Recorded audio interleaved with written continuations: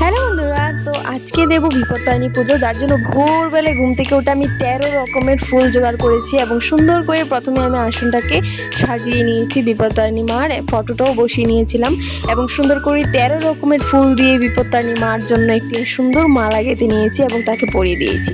তারপর আমি এখানে যে মঙ্গল ঘট আছে সেটাকে আমি সুন্দর করে সাজিয়ে নিয়েছি এবং পান পাতার যে ভোগটা হয় সেটাও রেডি করে নিয়েছি। আর এখানে ঘটে দেখো আমি সিঁদুর দিয়ে সুন্দর করে চা নেকে নিয়েছি এবং ফোঁটা দিয়ে সুন্দর করে আমি এটাকে মঙ্গল ঘটটা স্থাপন করে নিয়েছিলাম।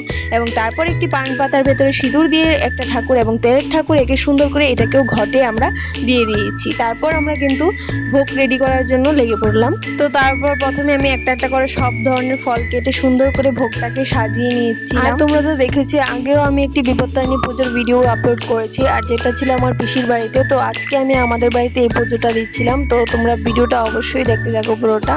তোমাদের সাথে কথা বলতে বলতে দেখো আমাদের ভোগ কিন্তু একদম রেডি। তো তারপর আমি ঠাকুরের কাছে নিয়ে বসিয়ে দিয়েছি ভোগটাকে এবং সুন্দর করে কলা পাতায় সিঁদুরের ঠাকুর আবারও তেলের ঠাকুর একটি এঁকে নিয়েছিলাম আমি এখানে সুন্দর করে দিয়ে এরকম করে আমি সুন্দর করে কিন্তু একটি তেলের ঠাকুর আর একটি সিঁদুরের ঠাকুর আঁকতে হয়, এটাই নিয়ম। তো এখানে আমি সবকিছু কিন্তু রেডি করে ফেলেছি। এই দেখো কত সুন্দর করে আমি এখানে সাজিয়ে নিয়েছি সবকটা। তো তোমাদের আমাদের এই ঠাকুরের সাজানো বা ভোগ সাজানো সবকিছু কেমন লেগেছে অবশ্যই কমেন্ট করো। বিপত্তারিণী মার পুজো দেওয়ার আগে প্রথমে আমি যে আমার আসনের যে ঠাকুর আছে তাকে আমি প্রথমে পুজো টুজো দিয়ে নিয়েছি এবং তারপর আমি বিপত্তারিণী মার পুজো শুরু করে দিয়েছিলাম। তারপর আমরা কাঁসা ঘণ্টা বাজিয়ে প্রণাম করে ঠাকুরের যে বিপত্তারিণী মার যে ব্রতকথার বইটা আছে সেটাকে প্রণাম করে পড়া আরম্ভ করলাম। বিপত্তারিণী কথা শুনো সর্বজন।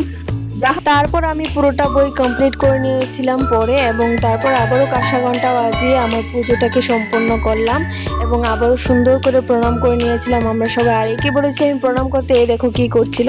আর তারপর আমরা এটার ভিতরে প্রসাদ দিয়ে ধূপকাঠি নিয়ে তারপরে আমাদের যে তেল সিঁদুর আছে সেটাকে নিয়ে আমরা চলে যাচ্ছিলাম পুকুর পাড়ের দিকে। আর আমার সাথে গিয়েছিল আমার ভাই এবং আমার একজন ফ্রেন্ড। তো আমরা সবাই মিলে দেখো নিচে এসে গেছিলাম আর ভিউটা দেখো কত সুন্দর ছিল। তারপর গিয়ে আমি পুকুরে আমাদের যে তেল সিঁদুর আছে সেটা ঢেলে সুন্দর করে কলা পাতাটা ভাসিয়ে দিয়েছি এবং দেখো কত সুন্দর করে রং হয়েছে, একদম পুরো পুকুর ছড়ে যাচ্ছিল। এটার মানে হলো তোমার যে পুজোটা সেটা সুন্দর করে সম্পূর্ণ হয়েছে, এটাই নাকি চিহ্ন। আর এটা দেখার পর আমার রিয়াকশনটা দেখো কেমন ছিল, আমি তো ভীষণই খুশি ছিলাম। তো তারপর আমরা বাড়িতে চলে এসেছি এবং সুন্দর করে এসে প্রসাদ মেখে টেকে বাবাকে প্রথমে প্রসাদ দিয়ে দিয়েছিলাম এবং তারপর আমি বাড়ির সবাইকে একে একে প্রসাদ দিয়ে দিয়েছিলাম।